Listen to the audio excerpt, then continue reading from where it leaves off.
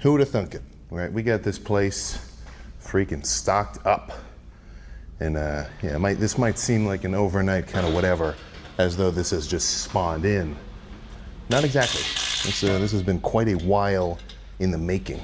So for now, let's just do a little MTV gym, walk through. A little bit of an upper body kind of row. And honestly, I've really been waiting for something like this.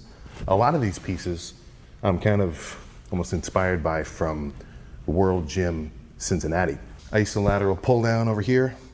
We get to feel all these when you went to the Arsenal showroom. Oof. That was like beginning of last year. So it's been a little while since I've been reacquainted. Like I was saying before, kind of a top down, kind of single loaded one. And then this is where I'm really spoiled.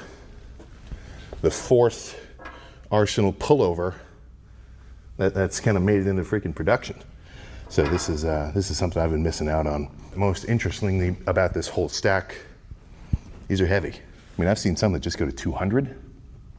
I'm talking 300, right? So that's usually the, like if I put a plate on the side of the stack at Planet Fitness, that adds up to 300. So now, no need to torque this stuff around or get like an extra bolt or something. Just following chest, moving on to the pec deck. This compared to most other pec decks actually is a bit of a boost because these little pivoting points are actually a little behind my shoulders. This is another staple straight out of that World's Gym in Cincinnati that I liked. Incline converging press, and the converging part is really what I'm aiming for. Like, if it's just a regular straight bar, I'd rather just do Smith machine.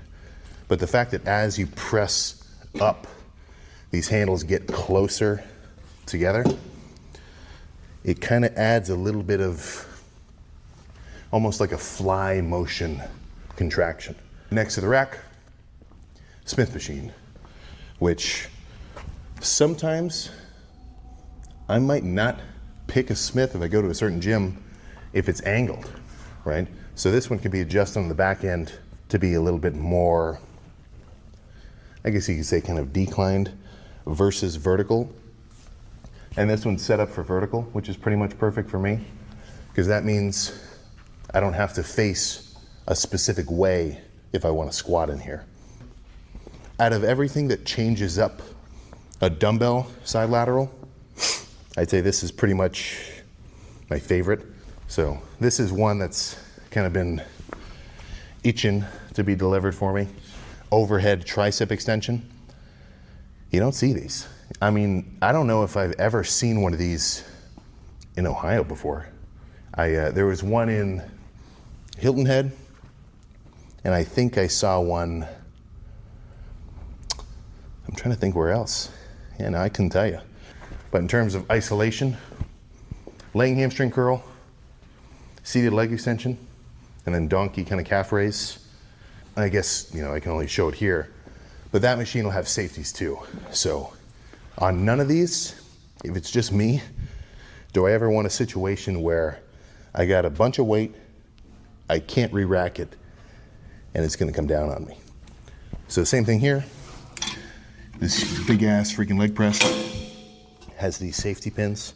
So even if I couldn't re-rack it to one of these extra, whatevers, I can set it right to kind of my limit of range of motion. There's gonna be two styles of sets here.